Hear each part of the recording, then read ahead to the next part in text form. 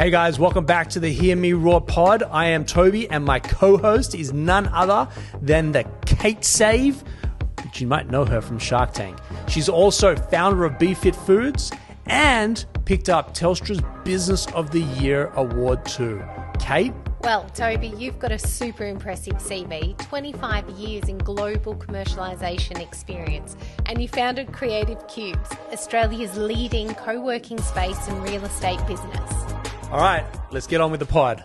Kate, Billy is joining us on the show today. Absolutely. I'm pumped. I've heard you tell me a lot about him. But before we go there, what's going on in your world this week? I think this week my world's all about finding balance, you know, coming off school holidays and bits and pieces, thinking about the next holiday and then getting through the middle in between. Yep. So I hear you.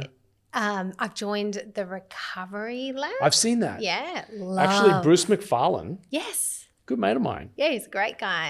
And I see you tagging the Recovery Lab in your area, which I think is Bruce's daughter. It is. It's his daughter's. Yeah. He got me in there and, you know, the free trial, and next thing you know, I'm hooked. I absolutely love it. No, I love it too. I was supposed to be with Bruce today down in the Mornington Peninsula. We're part of a group called EMT, which is Emerging Media Technology Alpha Leaders. Right. And I'm part of that group. But we're here filming instead. And so I had to send an apology. But during the break on the last pod, I had a missed call from Bruce. There you go. So shout out, Bruce. Yeah. Recovery Lab. The Recovery Lab. Yeah, it's great, it's right? awesome. Are you ice bathing? Absolutely. And saunering? Yes. Yeah. Are you using the the leg boots? things, the boots. Yeah, they're awesome. Yeah. So I actually take my computer and use it like a second office. I actually took one of my colleagues from work the other day, and we both worked from there and just had the boots on. Super cool. And then they've got the room where you basically go to sleep. They put the headphones on, the mask, the weighted blanket, and then they put this little silver sticker on you, and it's supposed to, like, it really intensely changes the waves in your body and puts you in a calming state. And I did some research, New Calm, and the sticker's phenomenal. Like, the sticker does the work. It's incredible. Placebo? No, there's full-on really good science behind it. Super cool. So, New Calm. And so coming up on the show is Billy. Do you want to just give me a high level or what the audience can expect on the show? I met Billy decades ago now. So I used to train his whole family, and Billy would come along as well. They actually had an office next door to my gym back in Mount Martha. So I know Billy from a long time ago, but then he went to London, travelled around, and always been a super, super smart person. And he's in cyber security and IT, and I absolutely, can't wait to find out a little bit more. All right. Well, before Billy comes on, we have a quick word from our friends at Purpose Production.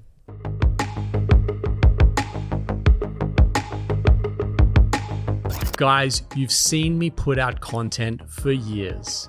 It all started with James Shadrack from Purpose Productions.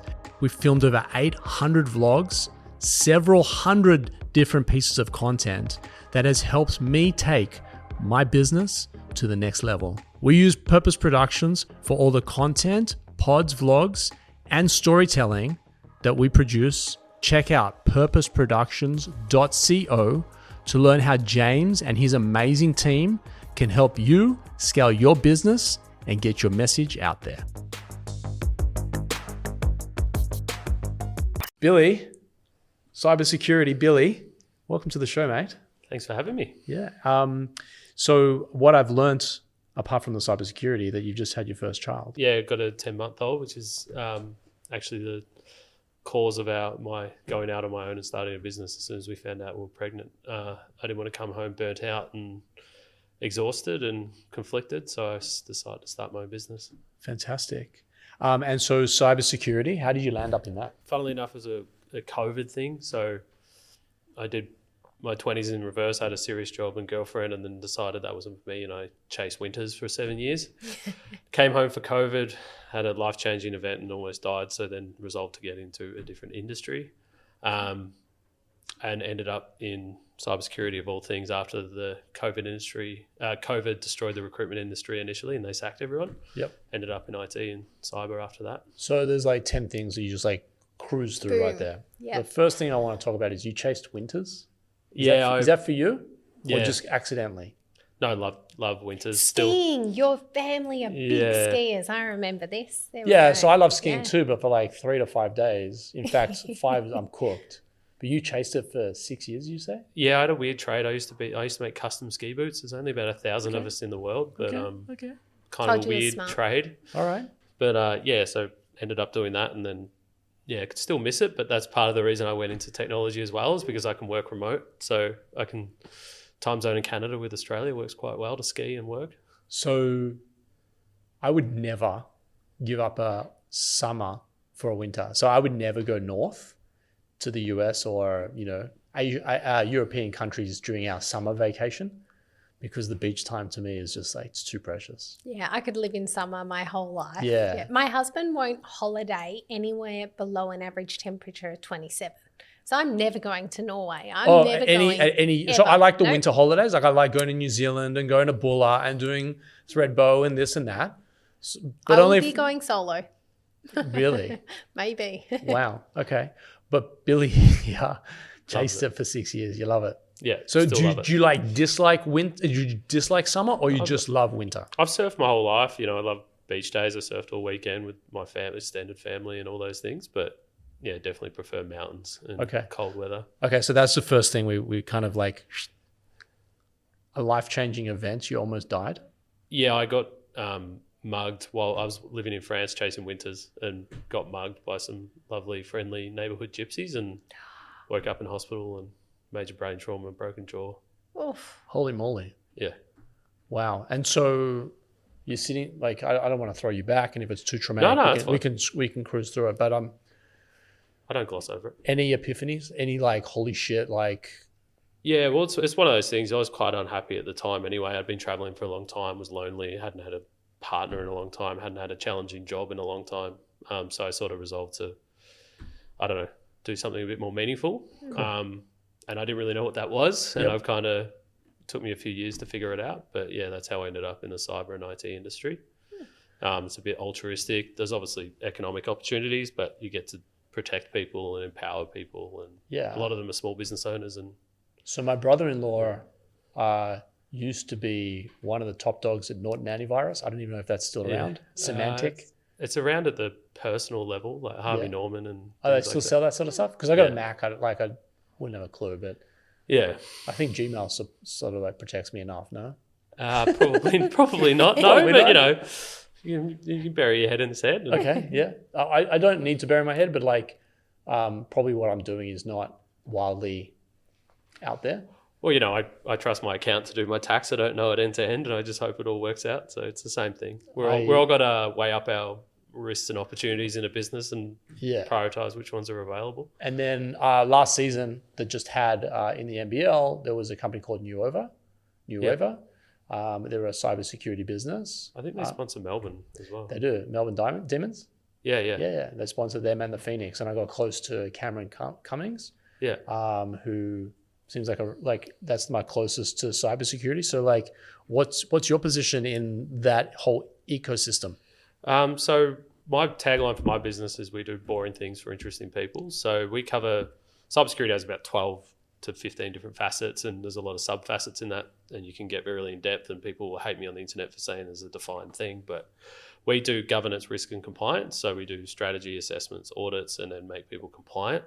And then we also do basic mobile device management, end user management, support, and security engineering. So we do a lot of that for tech companies. So they have in-house technical expertise. They don't need a lot of support, but we will come in and do their governance and their compliance, help them win the big deals to go.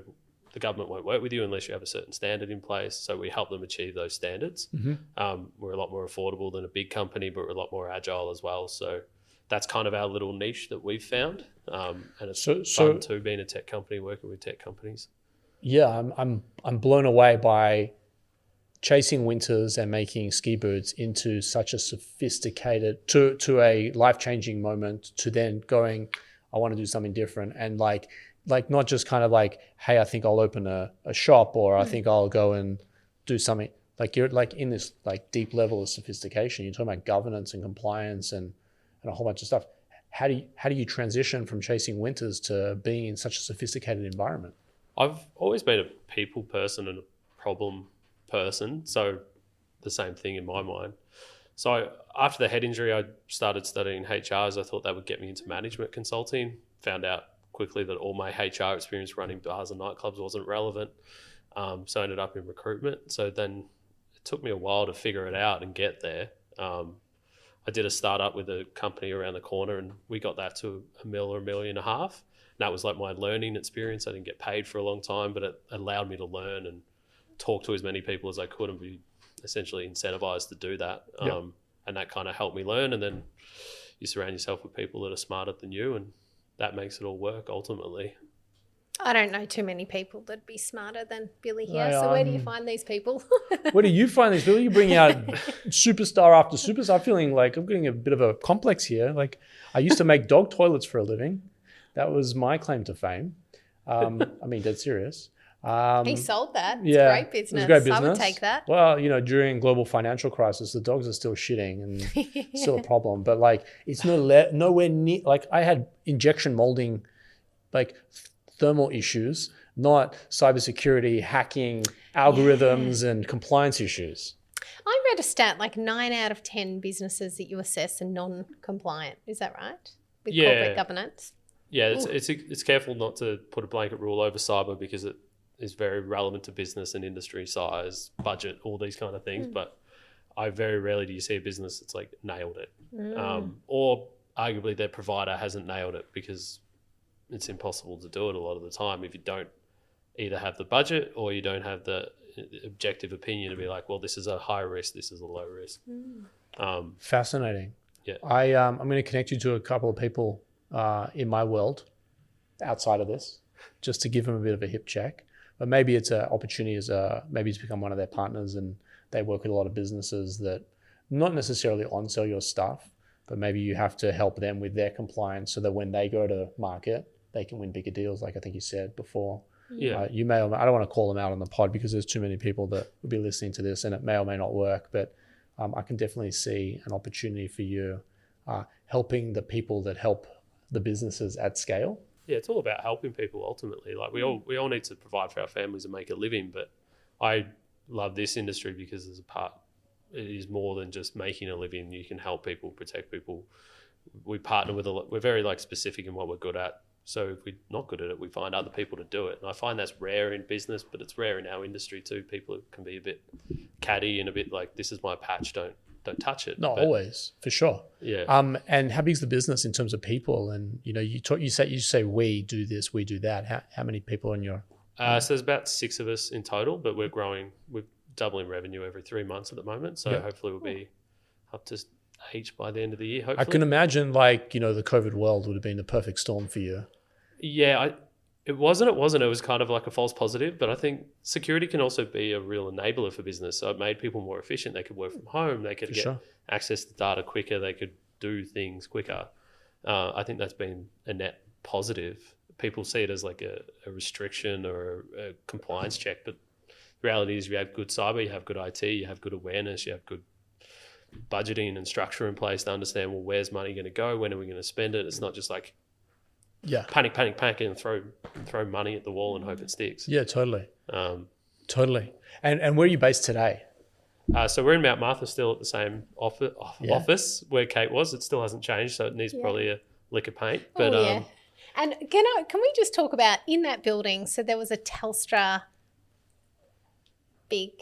Antenna. It's still there, I think. And you guys installed all of this special stuff to stop the radiation going through the walls. Yeah, Dad tends to put on his tin hat sometimes. I don't know if that was actually a legitimate concern or that might have just been Dad. There you go. Well, everyone was terrified in the building because we didn't have the protection. It's got 5G now, so... Yeah, there you go. It means you're just going to get the virus quicker. Yeah. Yeah. Not really. Well. That's amazing, man. Congratulations. And so one of the things that fascinates me about the world that we live in is people are doing all these obscure and different things to make money. What actually lights you up to get out of bed in the morning? Is it the fact that you had a near-death experience and you're grateful to be here, or you're like wildly passionate about trying to make some money to then head back to ski season, or like what's your why and what gets you up? I would definitely admit that I wasn't as motivated as I am now before it all ended. I think a lot of people need a kick in the head, literally, that might help them realize that, okay, well, I do this job that I hate, or I have this relationship I don't enjoy, or I have friends that don't appreciate me. Why the hell are you still doing it? Yeah.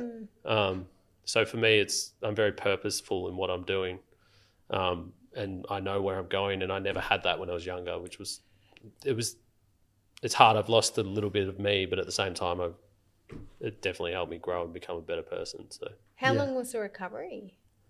Well, the 90% of it's the first year, and then takes about 5 years ultimately. Right. But I still have medical appointments on an annual basis and all those things. Never really ends.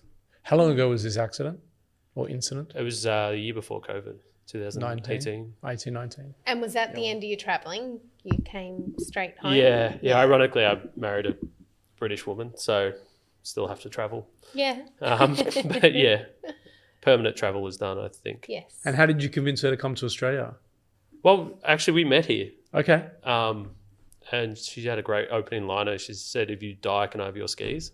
Wow. And I was like, I think that one she'll do. So have you edged that into the marriage certificate? Yeah. So yeah, that's She liked to ski as well? yeah.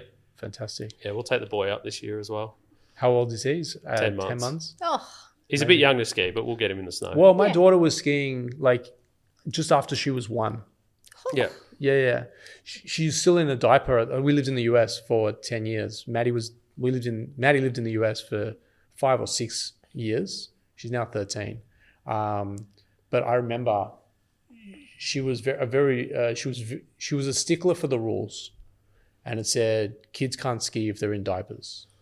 And I just said, don't tell them there's a diaper in your pants. It'll just look like you've got extra padding. And she was like, no. They said no. I said, you can do it. I promise you. Anyway, I've got footage of her skiing down Big Bear Mountain, California, Nice. in diapers. Not literally just only in diapers, but yeah. she wasn't toilet trained properly. So cool. Yeah, so we love it. We do a Maddie and Daddy ski trip. We haven't done it for a while now because of COVID, but we might do it in this holiday, like half year break in the June, July, if we're not Sleeping doing out, the see sleep you out. sleep Yeah, out. that's right. We're going to do it. Yeah. I don't want to just talk about it. I really want to do we've got it. to look it in. But yeah, I have an appreciation for skiing. Although if you said, hey, we can go to a beach or a ski holiday, I'm taking the beach every time. Well, you're a good surfer as well. So your dad was an amazing surfer, wasn't he? So He's still going. Is he? Surfing at 79. Wow. And still skiing. So I just remember your dad coming into the gym and he wouldn't have his shoes on, or he'd have his thongs, he was heading to the beach or whatever else. And I was like, he actually really had work-life balance, didn't he? Yeah, he nailed it. For context, my old man floated 2 companies on the ASX. One that made it to the ASX 200 for a while, I think. Wow. But he dropped board meetings to go surfing. Yeah, wow. He was always at football training. He did go on trips and he missed things as a dad, but he was incredibly present and aware of that it ends. The most surprised- humble man as No well. doubt. And your mum, Patty. Beautiful. Drives an old beautiful. busted car. You wouldn't know he's worth money at all. Wears No. the same old clothes. It's often the way, right? It's often the way. He likes the challenge. He doesn't necessarily care for the money that much. Yeah. Just loves the challenge of business. He's still love that. starting another one as well. No way. Yeah. And you've well, got Warren siblings. Buffett is just like, well, Warren Buffett's doing it in his 90s. I can do it in my 70s. So. And your siblings worked in the family business as well. 2 of my brothers did, yeah. And then that's right. Claire and me needed our Yes. own thing. So, yeah. I'm surprised your dad didn't go, I'm having a board meeting and be out on the surfboard. Yeah, I know. It'd be a good pun. Yeah. That's more my brother's style, those kind of jokes. Okay, yeah. I appreciate that. I'm a dad, so I like my dad jokes. No, I'm tuning up. Yeah, you're I'm getting gonna up get there. better at it. That's great. Mate, Kate's going to get all your details. We're going to put it all in the description in the show notes. So you can connect with Billy. We'll find him on LinkedIn. We'll also steer you towards his cybersecurity business. So if you're in need, which you definitely are, because 8 out of 10, he won't admit it, 8 out of 10 are. And so check the show notes below. We'll link you with Billy's details. We'll come back after the break, but before, a message from Luna. weareluna.co is a great place for you and your business to start off with phenomenal accounting and legal services. So if you're a startup or a scale-up looking for legal and finance support, or alternatively looking to raise capital, weareluna.co is where you need to be starting off. Kate, another superstar has exited the pod. I love it when things come back around. So knowing Billy a couple of decades ago, or at least 15-ish years ago, and his whole family, and such a beautiful family. And you know when you meet someone and you know they're going places, just so smart back then and even smarter now. And yeah, it's great to reconnect. That's amazing. There's three things that stood out to me. The first is his passion for skiing. Yeah.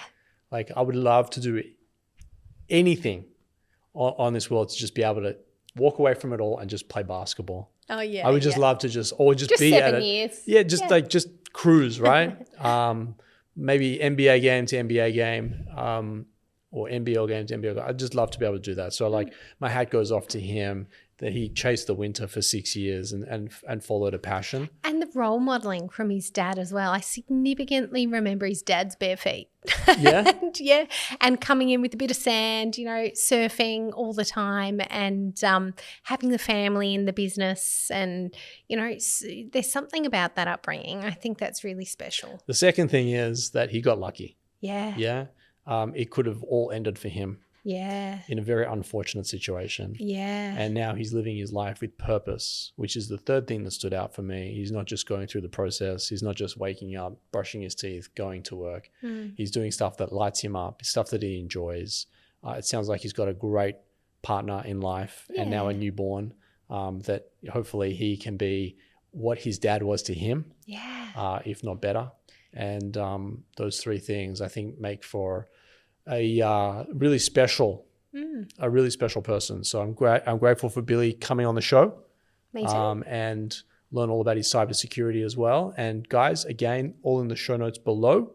If you want to check out or connect with Billy on LinkedIn, I've got him in the handle there along with his business. Kate, I'll actually see you on the next one. But we talked about Billy's dad's bare feet. Yes. Coming up on the next pod, we have a guy that makes shoes.